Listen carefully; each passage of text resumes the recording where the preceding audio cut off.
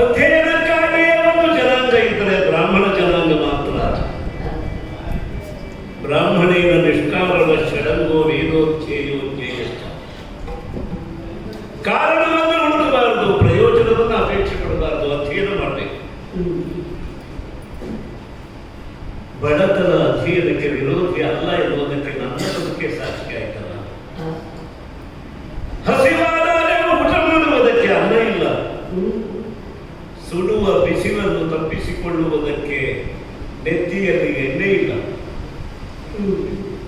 ವಿಶ್ರಾಂತಿ ಧಾಮವಾಗಿ ಒಂದು ಒಳ್ಳೆಯ ಮನೆ ಇಲ್ಲ. ಆದರೆ ಎಲ್ಲವನ್ನೂ ಕಲಿಯುವ ಮನ ಮಾತ್ರ ಇದೆ. ಕಲಿಯುತ್ತ ಕಲಿಯುತ್ತ ಕಲಿಯಾದೆ. ನನ್ನ ಧೈರ್ಯ ನಿಜವಾಗಿ ನನ್ನನ್ನು ಬದುಕಿಸಿದೆ. ಜೀವನದಲ್ಲಿ ಸೋಲಲಿಲ್ಲ ಅಂತಲ್ಲ, ಸೋಲು ಬರಲಿಲ್ಲ ಅಂತಲ್ಲ, ಸೋಲುವ ಮನಸ್ಸಿಲ್ಲ ನನಗೆ, ಗೆಲ್ಲುವ ಮನಸ್ಸು. ಸಮಸ್ಯೆ ಎದುರಾದಾಗ ಅದನ್ನು ಬಿಡಿಸುವುದಕ್ಕೆ ಪ್ರಯತ್ನ ಮಾಡಿದ್ದೇನೆ. ನನ್ನ ಪ್ರಯತ್ನ ಪ್ರಾಮಾಣಿಕವಾಗಿದೆ ಅಂತ ಗೊತ್ತಾದಂತೆ ಉತ್ತರ ಸಿಕ್ಕದೆ. ಎಲ್ಲ ಪ್ರಶ್ನೆಗಳ ಅವಸಾನ ಉತ್ತರದಲ್ಲಿದೆ. ಆದರೆ ಬದುಕಿನ ಉತ್ತರ ಸಾಕೋದಿಲ್ವಲ್ಲ.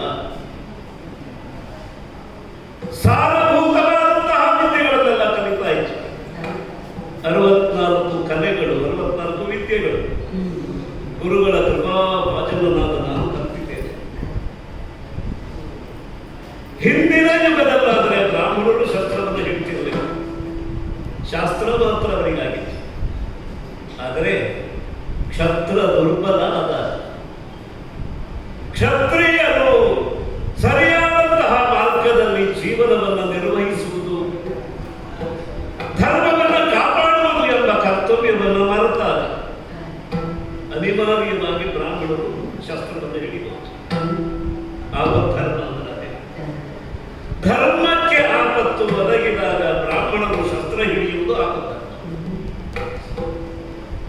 ಶಸ್ತ್ರವನ್ನು ಅಭ್ಯಾಸ ಮಾಡಿ ಆಯಿತು. ಯೌವನದಲ್ಲಿ ಶಸ್ತ್ರ ಭೂಷಣ ಶಸ್ತ್ರವಿದೆ, ವಾರ್ಧಕ್ಯದಲ್ಲಿ ಶಸ್ತ್ರ ಅದು ಅಪಹಾಸ್ಯಕ್ಕೆ ಕಾರಣ ಆಗ್ತದೆ.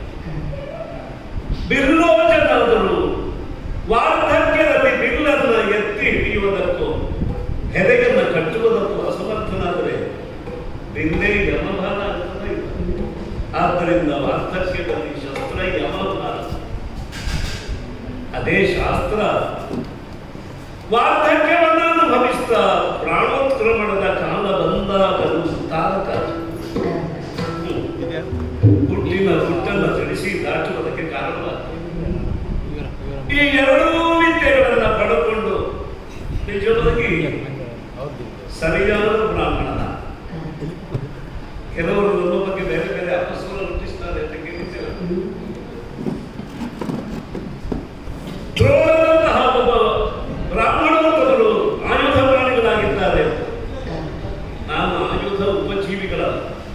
ಅವಾಗ ಆ ವಿದ್ಯೆ ಗೊತ್ತಿದೆ, ಅದೇ ತಿಳಿಬೇಕು, ಬಲ್ಲವನಾಗಬೇಕು. ಬಲ್ಲವನಲ್ಲ ಬಿಲ್ಲೋಜಾಗಬೇಕು ಅಂತ ಯಾರಾದರೂ ಬಂದು ಕೇಳಿದರೆ ತಿಳಿ ಹೇಳೋಣ, ಕಲಿಸೋಣ. ಆದ್ದರಿಂದ ಕಲಿಸುವುದಕ್ಕಾಗಿ ಕಲಿತವರು ಆಚಾರ್ಯರೆಲ್ಲ ಏನು ಮಾಡೋದು? ವಿದ್ಯಾದಾನ ಮಾಡಿದರೆ ಏನು ಹೊಟ್ಟೆ ತುಂಬಲಿಕ್ಕೆ ಸಾಧ್ಯ ಅಂತ ಗೊತ್ತಾಯಿಲ್ಲ. ವಿದ್ಯೆ ದಾನಕ್ಕಿದೆ, ಕ್ರಯಕ್ಕಿಲ್ಲ. ವಿಕ್ರಯ ಮಾಡಬಾರ್ದು. ಪೂಜ್ಯರಾದಂತಹ ಮಾರ್ಗಗಳಲ್ಲಿ ಹೋಗಿ ಪಾದ ಉಪಸಂಗ್ರಹ ಮಾಡಿ ವಿದ್ಯಾದಾನ ಮಾಡಿ ಅಂತ ಕೇಳಿಕೊಂಡಾಗ ವಿದ್ಯಾ ಧನುರ್ವಿದ್ಯೆಯನ್ನು ಕೊಟ್ಟುಬಿಟ್ರು. ಬಿಲ್ಲಿನಂತೆ ಬಾಗಿದ ಬದುಕು ಆತ್ಮಸ್ಥೈರ್ಯದಿಂದ ಲೆಕ್ಕಕ್ಕಾಗುವುದೇ ಇಲ್ಲ ಅಂತಾಗಲ್ಲ. ಮನೆಯಲ್ಲಿ ಕೈ ಹಿಡಿದುಕೊಂಡ ಹೆಂಡತಿ ಹೇಳ್ತಾಳೆ, ನೀವು ಹೊಟ್ಟೆ ತುಂಬಿದ್ರಿ, ಸಂಸಾರದ ಹೊಟ್ಟೆ ತುಂಬಿಸಲಿಲ್ಲ. ಬಹಳ ಕಾಲವೂ ಆ ಮಾತಾಡ್ತಾ ಇರಲಿಲ್ಲ. ತೊಡೆಯ ಮೇಲೆ ಕುಳಿತ ಅಶ್ವತ್ಥಾಮ ಹಾಲು ಬೇಕು ಅಂತ ಹೊಟ್ಟೆ ಹಿಡಿದಾಗ ಗೊತ್ತಾಯಿತು, ಓ ಶಾಸ್ತ್ರವನ್ನು ಅರ್ಥ ಮಾಡಬಹುದು, ಸಂಸಾರದ ಮಾತು ಗೊತ್ತಾಗೋದಿಲ್ಲ. ನೀವು ಹೊಟ್ಟೆ ತುಂಬಿದಿರಿ, ಸಂಸಾರದ ಹೊಟ್ಟೆ ತುಂಬಿಸಲಿಲ್ಲ. ಮನೆ ಕೂತಿದರು ಎಷ್ಟು ದೊಡ್ಡ ವೇದಾಂತ ಇದೆ ಗೊತ್ತಾಯ್ತಾ? ಇಂದ್ರಿಯಗಳ ವೇಗ ನಮ್ಮನ್ನುಂಟು. ಶಾಸ್ತ್ರ ಇರೋದೇ ಇಂದ್ರಿಯ ಜಯಕ್ಕೆ. ಇಂದ್ರಿಯವನ್ನ ನೀವು ಗೆಲ್ಲಲಿಲ್ಲ, ಲೋಕವನ್ನ ಗೆಲ್ಲುವ ಬಿಲ್ಲು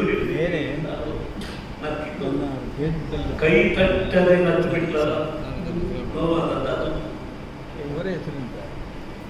ಹಾಲು ಬೇಕು ಅಂತ ಹಠ ಹಿಡಿದ ಮಗ ಅಶ್ವತ್ಥಾಮನಿಗೆ ತೃಪ್ತಿ ಕೊಡಬೇಕು ಅಂದ್ರೆ ನೀರು ಕೊಟ್ಟರೆ ಅಲ್ಲೇ ಅಂತ ಹೇಳ್ತಾರೆ. ಯಾರೋ ಶಬರದಿಂದ ಸಂಗ್ರಹಿಸಿದ ತೇರು ತುಪ್ಪ ಕೊಟ್ಟರೆ ಬಾಯಾರಿದ ಬಾಲಕರಿಗೆ ಅದು ವಿಷ ಆಗ್ತದೆ, ಬಾಯಾರಿಕೆ ಹೋಗೋದಿಲ್ಲ. ಹಾಲು ಎಂಬ ಭ್ರಮೆ ಬಿಡಬೇಕು ಅಂತ ಹೇಳಿ ಅಕ್ಕಿಯನ್ನು ತೊಳೆದು ಮೊದಲಿನ ಅಲ್ಲಿರುವಂತಹ ದೋಷಗಳನ್ನು ಕಳೆದು ಎರಡನೇ ಸಾರಿ ತೊಳೆದಾಕಿ ಅದಕ್ಕೆ ಅಮೃತ ಅಂತ ಹೆಸರಿಟ್ಟಿತು. ಮೊದಲು ಯಾರು ಇಟ್ಟಿರ್ತಿಲ್ಲ, ನಾವೇ ಇಟ್ಟ ಹೆಸರು ಅಮೃತ ಬಾಲಕ. ಮಗ ಅಶ್ವತ್ಥ ಅವರಿಗೆ ಸುಡಿಸಿದ್ವಲ್ಲ, ನೆನೆಸಿಕೊಂಡ್ರೆ ಇನ್ನು ಕೈಕಾಲದಿಂದ ನಡುತ್ತಾ ಬರ್ತದೆ. ಒಬ್ಬನೇ ಒಬ್ಬ ಮಗ, ತಾಯಿ ಎದೆಯಲ್ಲಿ ಹಾಲಿಲ್ಲ, ತಂದೆ ತಾಯಿಗಳು ಇದ್ರೂ ಅಶ್ವತ್ಥಾಮ ಕುಡಿಯುವುದಕ್ಕೆ ಕುಡುತ್ತೆ ಹಾಲಿಲ್ಲ. ಬ್ರಾಹ್ಮಣನಾಗಿ ಹುಟ್ಟೋದೇ ಶಾಪ ಅಂತ ಅನಿಸ್ಬಿಡ್ತು ನನಗೆ. ನನ್ನ ಹಾಗೆ ಎಷ್ಟು ಜನ ಬ್ರಾಹ್ಮಣರು ಹರಡ್ತಾ ಇದ್ದಾರೋ ಗೊತ್ತಿಲ್ಲ. ಜೀವನದ ಭಾಗ್ಯ ಬ್ರಾಹ್ಮಣ್ಯ. ಬ್ರಾಹ್ಮಣನಾಗಿ ಹುಟ್ಟುವುದು ಬದುಕಿನ ಸೌಭಾಗ್ಯ. ಅದು ಎದೆ ಉಬ್ಬಿಸಬೇಕು, ಹಿಕ್ಕಬೇಕು. ಎದೆಯನ್ನು ಉಬ್ಬಿಸುವುದಕ್ಕೆ ಹೊಟ್ಟೆ ಬಲ ಕೊಡ್ತಾ ಇಲ್ಲ. ಹಸಿದ ಹೊಟ್ಟೆ ಉಬ್ಬಿದ ಎದೆಯನ್ನು ತಗ್ಗಿಸಿ ಬಿಡುತ್ತದೆ. ಹಾಲು ಹಾಲು ಹಾಲು ಅಂತ ಹೇಳಿ ಯಾವ ಹಸುವಿನ ಮುಂದೆ ಗೋಗರೆದರು, ಗೋವನ್ನ ಕರೆದರು, ಗೋಗರೆದರು. ತನ್ನ ಕರು ಅಂತಲ್ಲ, ಯಾವ ಕರುವಿಗೂ ಹಾಲು ಕೊಡ್ತಾರೆ. ಆದರೆ ಗೋವುಗಳ ಮನಸ್ಸು ಮನುಷ್ಯರಿಗೆ ಇರುವಲ್ಲ, ಬೇಡಿ ತಿನ್ನಬೇಕು. ಬಡತನದ ನಿಜವಾದ ದೋಷ ಅಂದರೆ ಕಾಡಿ ತಿನ್ನುವುದಲ್ಲ, ಬೇಡಿ ತಿನ್ನಬೇಕು. ಅಂತಹ ಆತ್ಮಾಭಿಮಾನ ಕಳೆಯುವುದಕ್ಕಾಗಿಯೇ ಮಾತೃಭಿಕ್ಷಾ ಮೌಂಜಿ ಬಂಧನದ ಸಂದರ್ಭದಲ್ಲಿ ತಾಯಿಯಾದವಳು ತನ್ನ ಪ್ರೀತಿಯ ಮಗನಿಗೆ ತಾನು ಭಿಕ್ಷಾ ಕೊಡ್ತಾಳೆ. ಕನಿಷ್ಠ 7 ಮನೆಯಲ್ಲಾದ್ರೂ ಭಿಕ್ಷೆ ಬೇಡಬೇಕು, ಆತ್ಮಾಭಿಮಾನ ಕಳ್ಕೊಳ್ಬೇಕು. ಆದರೆ ಬ್ರಹ್ಮಚಾರಿಯ ಭೂಷಣ, 100 ಬ್ರಹ್ಮಚಾರಿಗಳಿಗೆ ಭಿಕ್ಷಾದಾನ ಮಾಡುವ ಭವತಿ ಭಿಕ್ಷಾಂದೇಹಿ. ಯಾವುದಾದ್ರೂ ಒಬ್ಬ ಬ್ರಹ್ಮಚಾರಿ ಬಂದು ನಮ್ಮ ಮನೆಯ ಮುಂದೆ ನಿಂತು ಭವತಿ ಭಿಕ್ಷಾಂದೇಹಿ ಅಂತಂದ್ರೆ ಕೃಪೆ ನನ್ನ ಮುಖವನ್ನು ನೋಡ್ತಾಳೆ. ಅವಳ ಮುಖವನ್ನು ನೋಡುವ ಧೈರ್ಯವು ಇಲ್ಲದೆ ನಾನು ನೆಲ ನೋಡ್ತೇನೆ. ನೆಲ ಇಬ್ಬಾಗ ಆಗೋದಿಲ್ಲ, ನೆಲ ನನ್ನನ್ನು ನೋಡುವುದಿಲ್ಲ. ಬಡತನವು ತಿರೆಯಂತೆ, ಈ ತಿರೆಯೊಳಗೆ ಎಲ್ಲರೂ ಇರುತ್ತಿಲ್ಲ.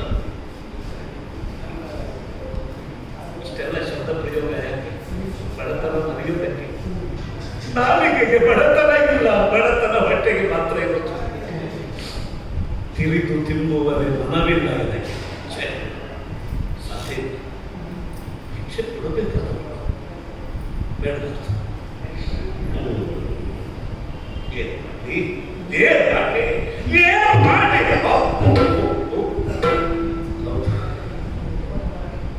ಕಾಮಧೇನು ಒಂದಿದೆ.